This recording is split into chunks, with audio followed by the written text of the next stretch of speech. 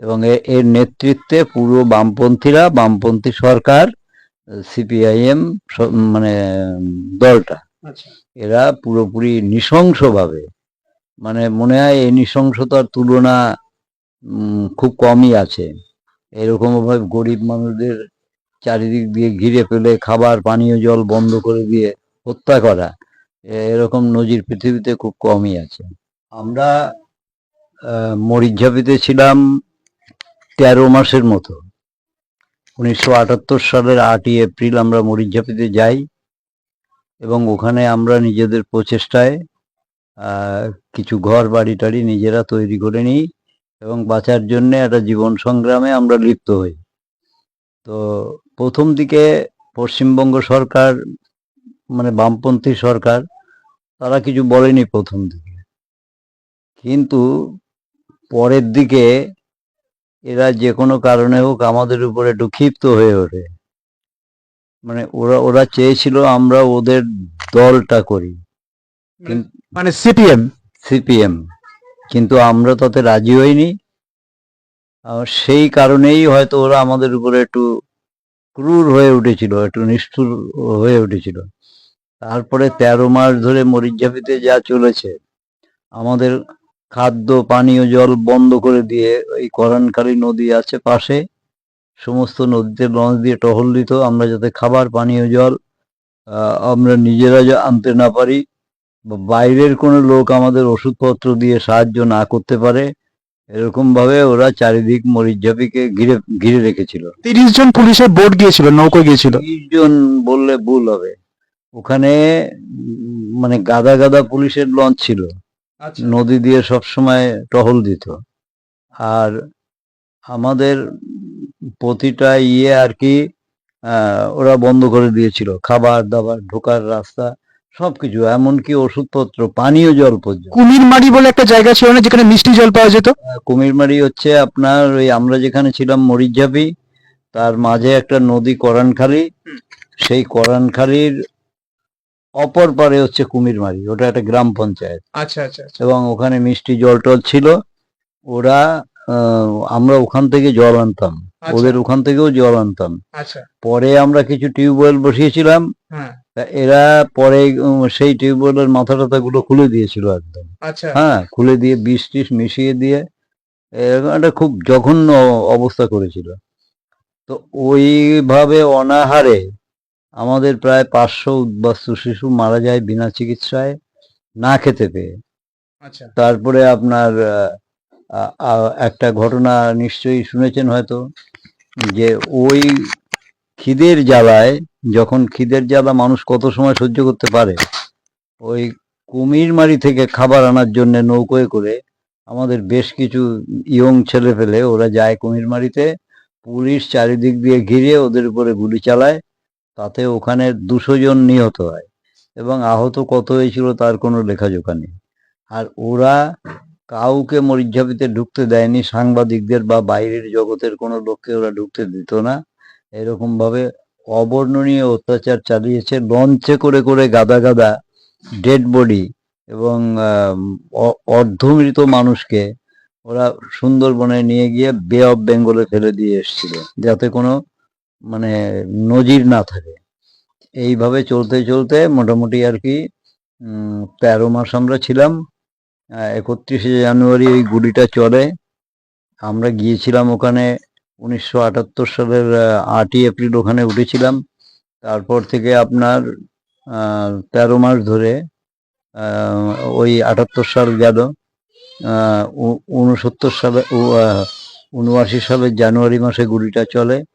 তারপরে আমরা ওখানে মে মাস পর্যন্ত ছিলাম। তার ভিতরে ওরা আমাদের উপরে প্রভূত অত্যাচার করেছে, আমাদের লোকজনদের ধরে জেলে ঢুকানো, মারা, কত গুপ্ত হত্যা করেছে তারও কোনো ঠিক নেই। হ্যাঁ, এইরকম ভাবে আমাদের কম বেশি আমরা একটা করেছি, 3000-এর মতো লোক ওখানে মারা গেছিল। তো সেই অবস্থায় মে মাসে ওরা পুলিশ মরিচঝাপিতে ঢুকে এবং সন্দেশ কালীটালি ওইসব এলাকার মুসলমান ক্যাডাররা গিয়ে এরা আপনার ওই ঘর বাড়িতে আগুন ধরিয়ে দিয়ে, শব্দ করে না, ওই ঘর বাড়িতে আগুন ধরিয়ে দিয়ে মোটামুটি আমাদের ওইখান থেকে উচ্ছেদ করে 16ই মে। 13 তারিখে ওখানে পুলিশ নেমেছিল, মারধর, আগুন ধরানো, হ্যাঁ, গুলি করে মানুষ মারা, সবকিছু হয়েছিল। তারপরে আপনার 16 তারিখে ওরা আমাদের ওখান থেকে উচ্ছেদ করে জোর করে লঞ্চে করে মানে হাসনাবাদ, বসিরহাট নিয়ে এসে ওখান থেকে জোর করে বহু মানুষকে সুন্দর এই দণ্ডকারণ্যে পাঠিয়ে দেয়, মানে যেখান থেকে আমাদের লোকগুলো এসেছিল। আপনাকেও পাঠানো হয়েছিল ওখানে? আমাকে পাঠাতে পারেনি।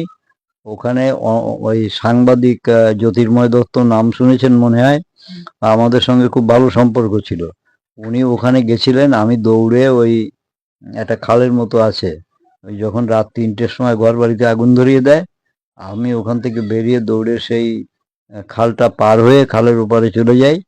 ওপারে গিয়ে আমার মতো আরো কয়েকজন ওখানে গিয়ে রইল। সেই অবস্থায় তখন একটু অন্ধকার ছিল। যখন একটু বেলা হয়ে গেল, এদের খিদে লাগছে, আমি ঘুরে বেড়াচ্ছি এদিক ওদিক, ওখানে হেতাল গাছের জঙ্গল বেশি।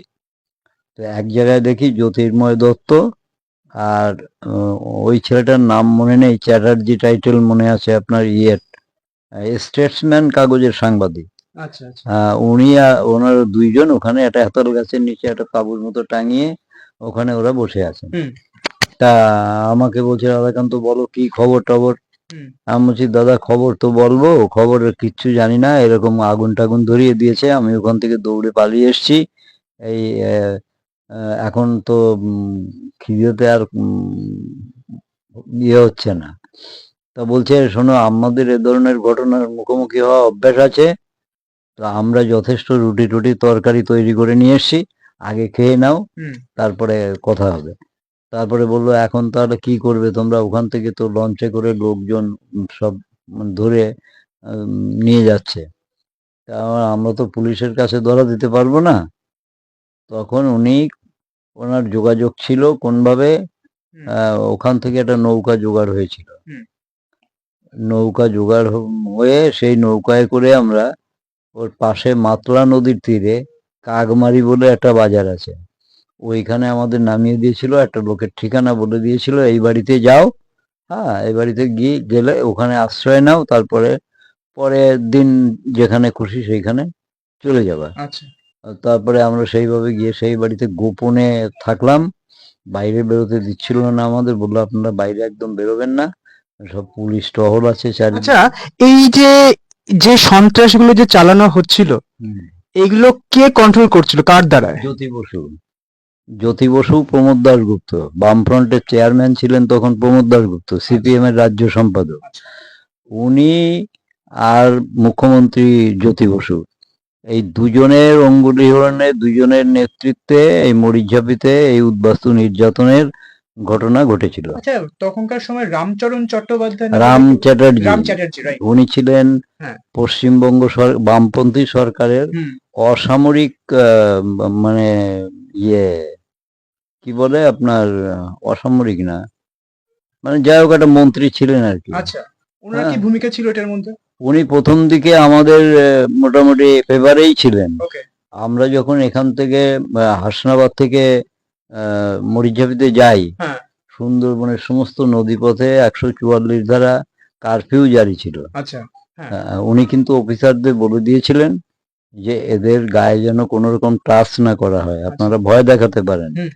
হ্যাঁ, কিন্তু তারপরের থেকে জ্যোতিবাবু ওনাকে যথেষ্ট বকাঝকা করে, এবং ওই বকাঝকা করার ফলে রামবাবু তো আর জ্যোতিবাবুর উপরে না, এবার উনি একটু মানে আর কি থম মেরে যান, উনি আর কোনো কথা টথা বলেন না, উনি নীরব থাকেন বলতে হবে। এই ঘটনায় উনি নীরব থাকেন, এবং এই সুযোগে আমাদের মেরে ধরে ওখান থেকে একদম তুলে দেয়। এবং এর নেতৃত্বে পুরো বামপন্থীরা, বামপন্থী সরকার, সিপিআইএম মানে দলটা, এরা পুরোপুরি নৃশংসভাবে, মানে মনে হয় এই নৃশংসতার তুলনা খুব কমই আছে। এরকম ভাবে গরিব মানুষদের চারিদিক দিয়ে ঘিরে ফেলে খাবার পানীয় জল বন্ধ করে দিয়ে হত্যা করা, এরকম নজির পৃথিবীতে খুব কমই আছে। তা এইটা মোটামুটি 13 মাসে আমরা যা দেখেছি, এটা সেই ঘটনা।